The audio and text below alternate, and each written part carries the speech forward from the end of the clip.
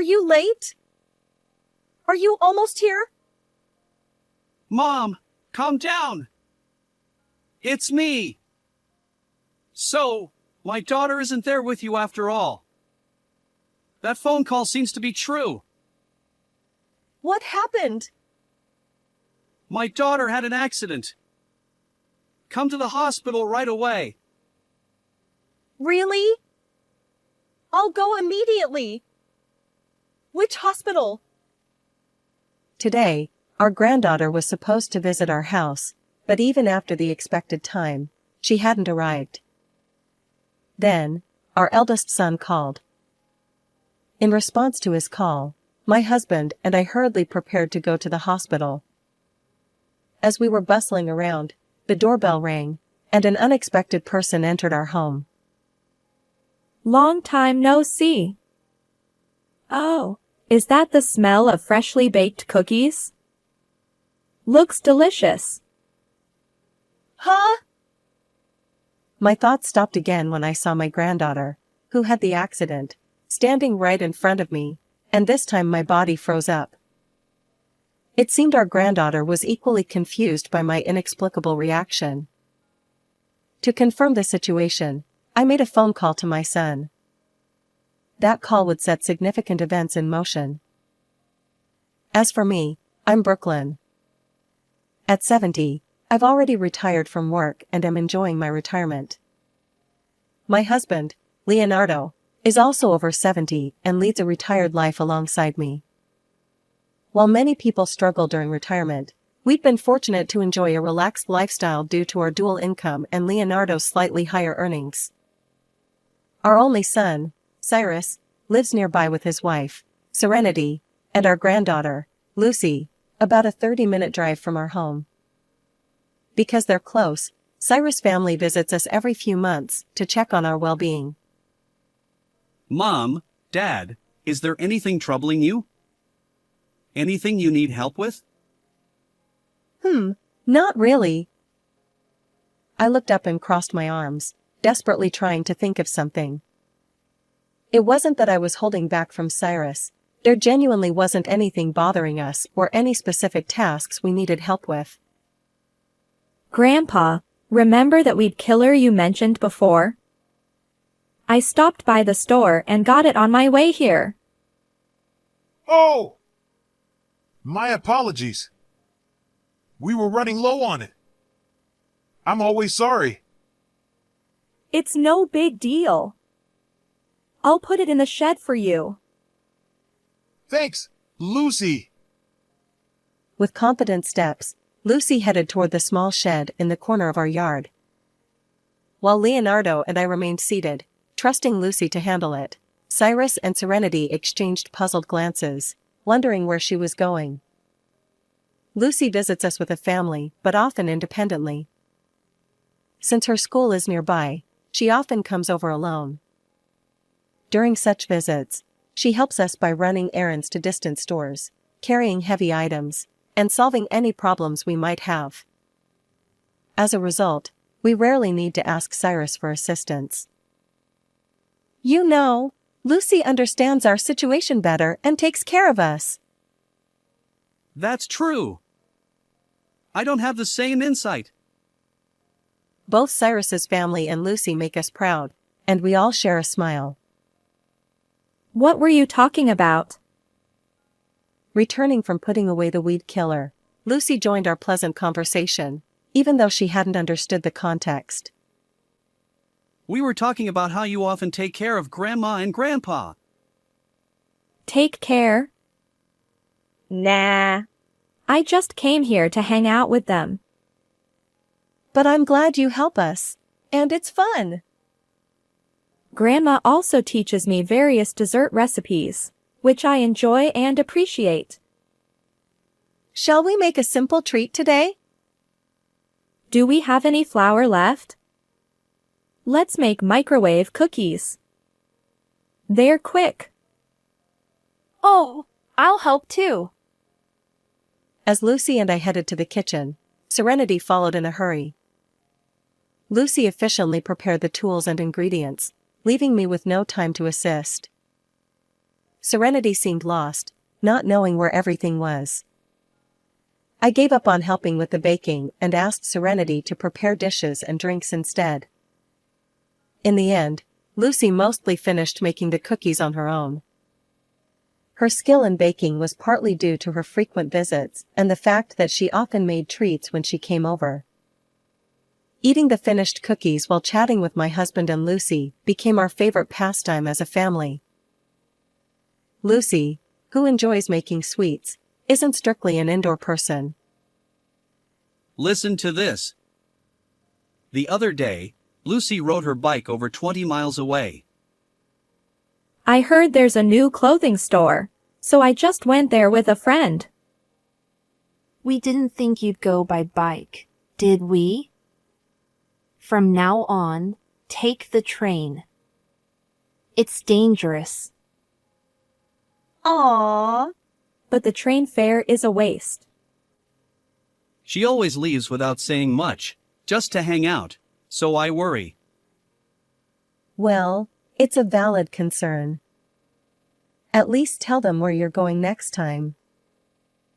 Understood. I'll be careful.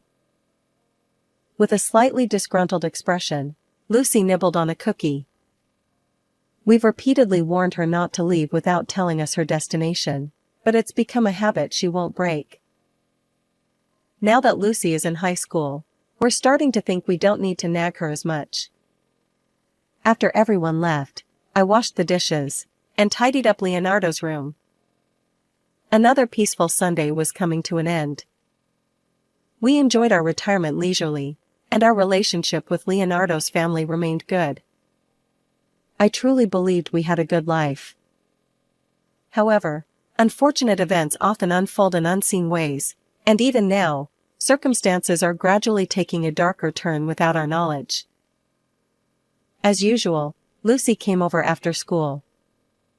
Today, we were baking banana cake together, and Lucy had a cheerful expression. But for someone who's lived 70 years like me, it's easy to see through a 16-year-old's forced smile. What's wrong? Is something bothering you? I guess I can't hide things from you, Grandma. My words made Lucy pause while mixing the ingredients, her joyful expression fading into sudden anxiety. Actually, I've noticed something odd about Mom lately. Serenity? Her phone notification sound changed. I think it's set up to identify who's contacting her by the sound. Sometimes there's a strange scent on her, and she used to come home earlier than me from her part-time job, but now she's often later than I am. She's also been checking mine and Dad's schedules a lot. With each mention of Serenity, Lucy's expression grew darker. Unlike my youth, today's high schoolers have plenty of romantic experiences, and they're attuned to others' reactions and emotions. Lucy seems to suspect Serenity of infidelity, although she avoids using that word directly, perhaps because she doesn't want to believe her own mother would do such a thing. And this kind of worry isn't something she can share with Cyrus or her friends. Maybe Dad is also concerned about Mom. They seem a bit distant. You've confided in me well. But for now, it's just that Serenity's behavior has changed, right? I'll talk to Cyrus and find out. Maybe there's something Lucy doesn't know yet. I, too, carefully chose my words, avoiding the term infidelity, but the atmosphere weighed heavily. Wanting to lift Lucy's spirits, I quickly put the banana cake in the oven. It would take about 40 minutes to bake. Usually, chatting with Lucy would make time fly, but today, our conversation was more subdued, and I couldn't tear my eyes away from the banana cake. That night, I decided to call Cyrus to see how things were going. Hey, have you noticed anything about your relationship with Serenity? Lucy's been feeling anxious. You caught on, huh? Lately, she's been staying in her room a lot and talking less. Is Serenity really having an affair? I don't know, There's no evidence or certainty. It could just be changes in her daily routine or hobbies. And directly asking about an affair isn't an option. So, I can only lightly probe through conversations and actions, mostly just observing. True. Serenity has been married to you for over 15 years, and she's always been kind to us, visiting as a family. It's hard to imagine her as someone having an affair. There's also a good chance it's a misunderstanding. His family dynamics with Cyrus are great, and our relationship with Leonardo is solid. But if we wrongly suspect Serenity of infidelity, it could jeopardize this harmony. Yet, leaving the situation unaddressed would leave Lucy with her anxiety, and Leonardo would continue to struggle with how to interact with Serenity. Sighing in our dilemma, Cyrus and I couldn't come up with a good solution on the spot. We decided to think about it until our next communication.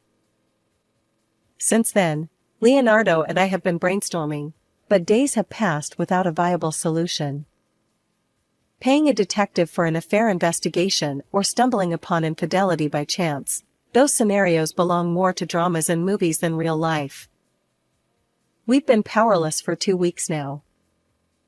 Lucy hasn't visited during this time, which is unusual. I've been contemplating whether to suggest that Lucy come over soon. But then, out of the blue, Lucy called. Grandma, can I visit tomorrow? Oh, sure. No problem. I'll come around lunchtime. Looking forward to your cooking. Her sudden call left me feeling surprised, relieved, and bewildered all at once. Before I knew it, the call had ended. The conversation was a bit unclear, but it seems Lucy is planning to visit. Her voice sounded more energetic than I expected. Could these 2 weeks mean Serenity hasn't been having an affair? After all, the affair talk lacks evidence or certainty. Maybe my excessive anxiety stems from worrying about something that hasn't even happened. Well, I'll find out more when I see Lucy. For now, I'll look forward to her visit. The next day, I received a call that Lucy was coming to visit, so I waited while baking cookies.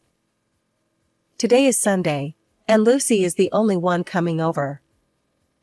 Cyrus, who works in production management at the factory, had urgent work that couldn't meet the deadline, so he had to work on his day off. Since Cyrus was working, Serenity decided not to come to our house and got a part-time job, and Lucy will visit alone. I try not to worry too much, but since I haven't fully eased Lucy's anxiety, my mood remains somewhat heavy, and even the cookie dough feels weighty. Lost in thought, I forget about the time. Glancing at the clock, I realize it's almost noon, past the time Lucy said she'd arrive. Anxious expressions of Lucy's face flash through my mind, and an inexplicable worry overwhelms me. Fidgeting, I watch the cookies baking in the oven, trying to distract myself. After about 10 minutes, just as the oven timer sounds, the phone rings. Without checking the number, I answer, thinking it's Lucy. Lucy, are you late? Are you almost here? But it's Cyrus on the other end. Mom, calm down. It's me. Disappointed that it's not Lucy, I manage to regain some composure. I notice Cyrus sounds frantic. So, Lucy didn't make it there after all. Looks like the call was real. What happened? Lucy had an accident. Come to the hospital right away. Huh? The worry I've been feeling becomes reality, and I feel like my thoughts and soul are escaping my body. Mom, pull yourself together. Come to the hospital. I'm on my way too. I'll be right there. Which hospital? Yelled at by Cyrus, I snapped out of my daze. After hanging up, I explained the situation to Leonardo. As we hurriedly prepare to go to the hospital together, the intercom buzzes. Irritated by the untimely visitor, I prioritize getting ready to leave. The door opens with a clatter. Lucy always rings the intercom once to let us know she's arrived. The way into this house belongs to Lucy. Long time no see. Oh, is that the smell of freshly baked cookies? Looks delicious.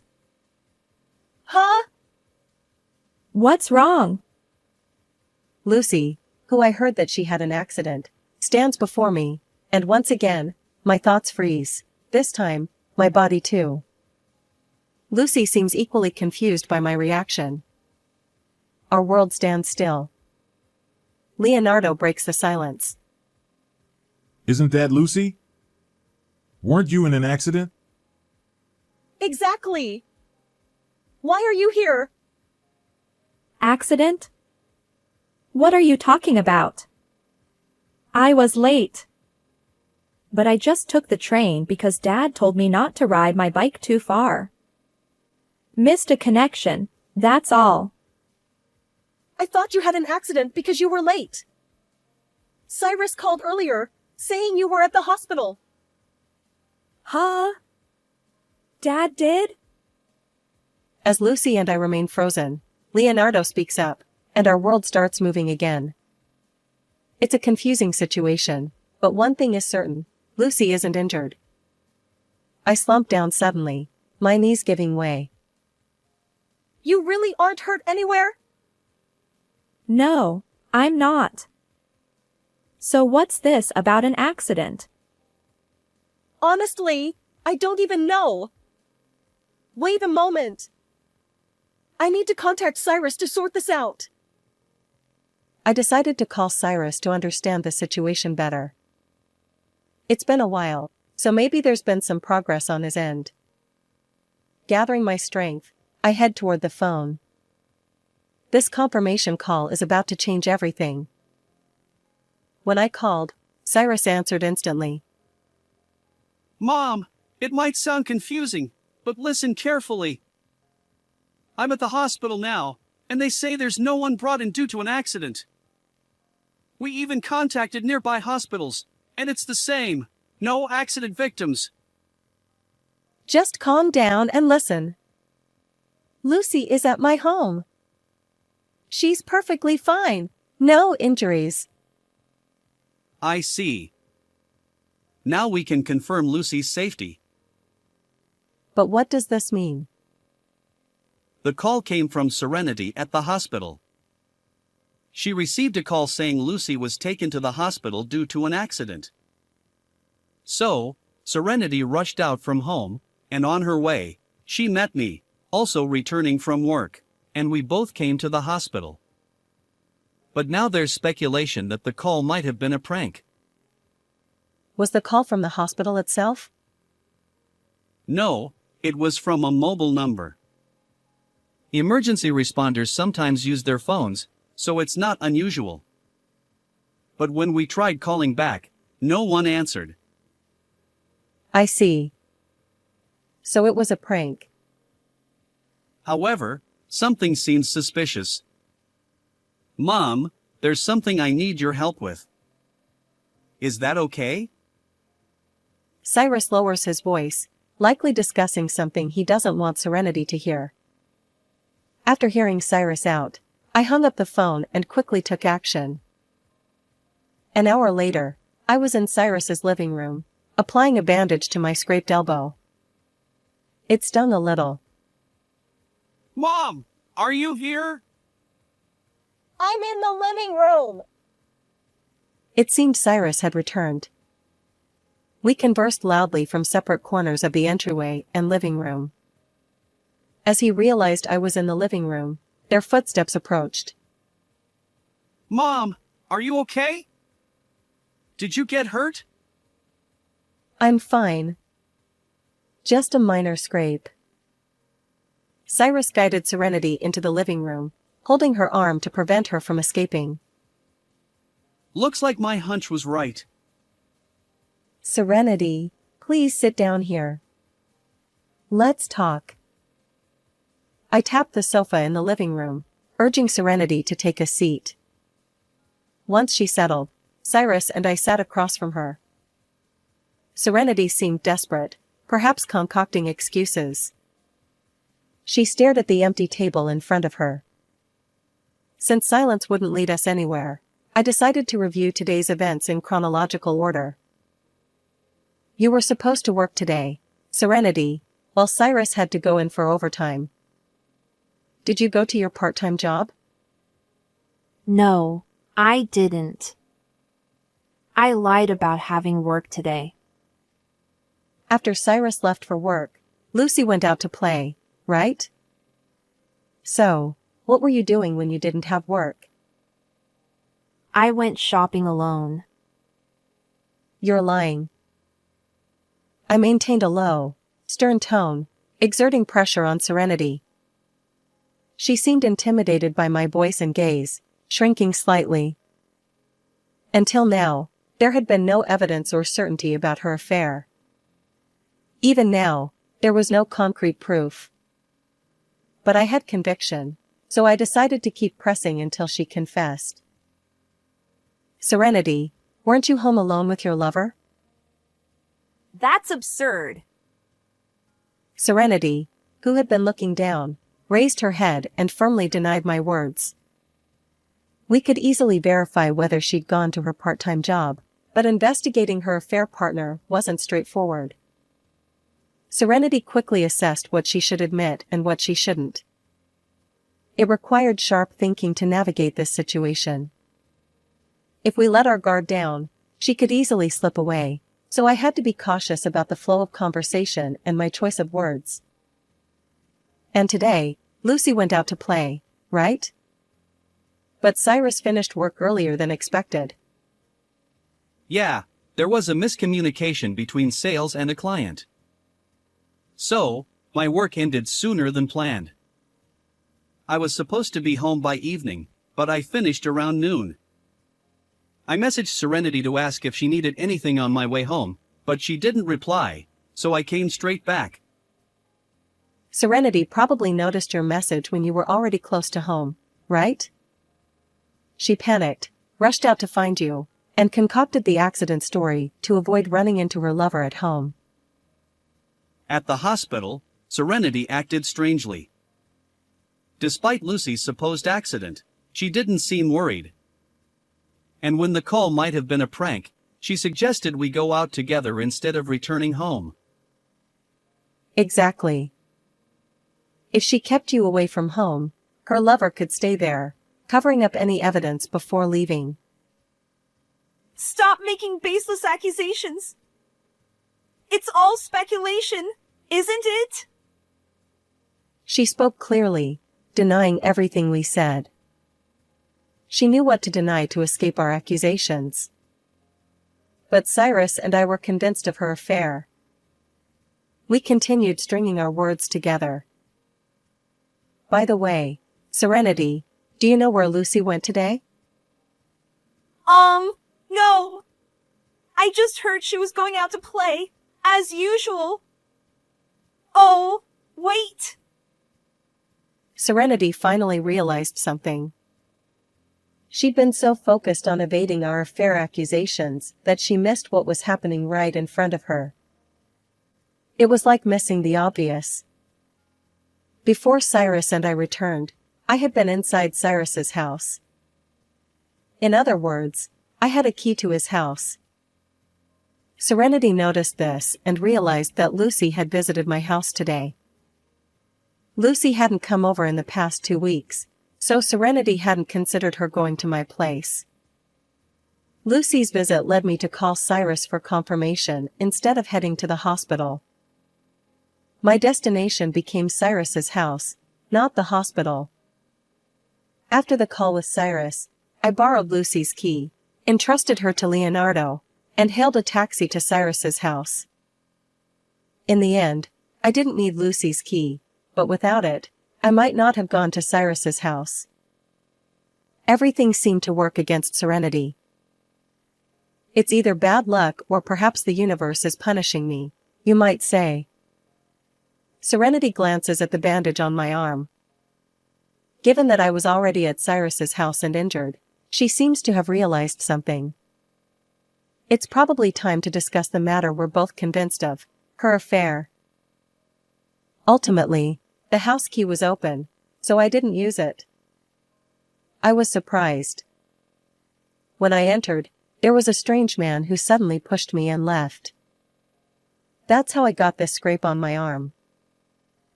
It takes about 30 minutes by car from my house to Cyrus's. However, by urging the taxi driver to hurry, we arrived in about 20 minutes using a shortcut. Truly professional. But arriving too early led to an unexpected encounter with Serenity's affair partner, who was in the midst of covering up evidence. So, the person who pushed me was your lover, right? I don't know anyone like that. Once again, Serenity firmly denied any connection to the affair. She seemed to believe that denying everything, even the affair, would be her best strategy.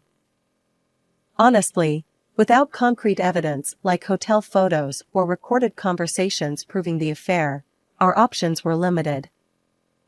But the moment Serenity's lover and I crossed paths, her defeat was sealed. I see. So the person Mom met was a burglar. Exactly. Serenity, this is serious. Someone broke into the house. Call the police. You should be the one to do it. Huh? The police? Of course. There was a break-in. But first, let's check inside the house for missing items. If nothing was stolen, you won't report it? Even though someone invaded your home? Quite forgiving. Or are you protecting the criminal? No, it's not like that. Then call right now. Serenity took out her smartphone from her bag but couldn't make the call, staring at the screen. Cyrus and I knew she wouldn't be able to call the police, so we watched silently. The living room grew eerily quiet. After a minute of listening to the ticking clock, Serenity still couldn't make the call. Understandable. Reporting her lover as a burglar would lead to his arrest. If he turned out not to be a burglar after all, and Serenity knew that, she might face charges for making a false report. On the other hand, if she told the truth, it would reveal the affair. Reporting now would complicate matters further. I don't know the full situation, but it seems you can't make the call. I'll report it for you. Well, let's first check inside the house for missing items. If nothing's stolen, maybe we don't need to report it? Dealing with the police seems like a hassle. Serenity, you're free not to report theft, but I'll report it as an assault case since I'm injured. We'll have to mention the break-in to the police. I don't know the details, but it might be considered robbery with injury. I can make the call instead. If someone broke in, we can't just ignore it because nothing was stolen. Our decision to report made Serenity's face turn paler.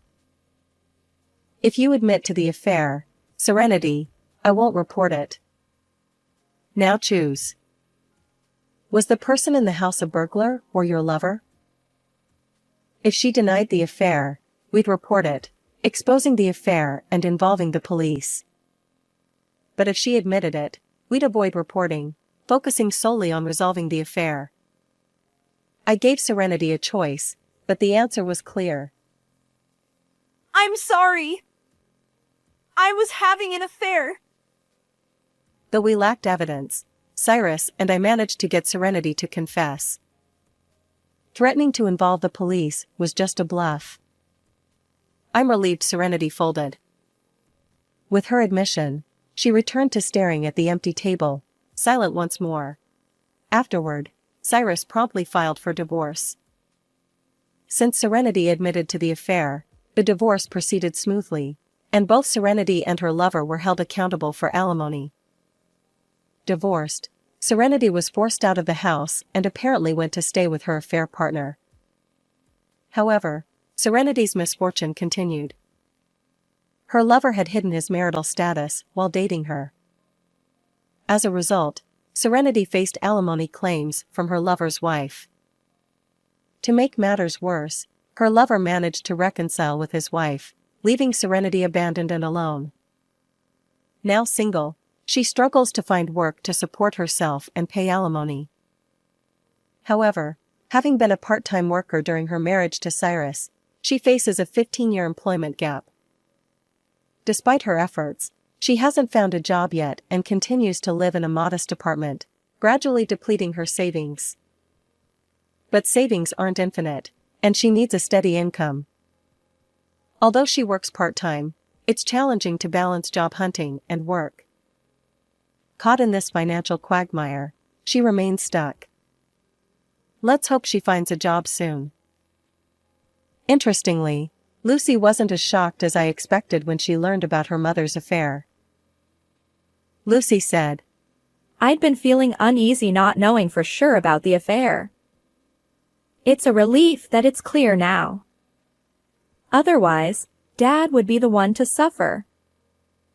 Having a wife who might be having an affair all the time. How unfair." While I thought Lucy would be more distressed, it seems her perspective differs. Perhaps our generational differences influence our views. Regardless, wrongdoing remains wrongdoing, even if it involves a parent. Lucy seems adept at compartmentalizing things. She was initially shocked when her parents divorced, but now she's regained her spirits. Today, Lucy is coming over as usual. I need to prepare the ingredients for pudding before she arrives. Hello, everyone. This is your narrator, Sarah. Well, what can I say? It's a bit naive or perhaps a tangled web of cover-ups that ultimately led to exposure. It's hard to put into words. What are your thoughts? Feel free to share in the comments. And if you enjoyed this video, please consider giving it a thumbs up and subscribing to the channel. Thank you for watching until the end. See you in the next video.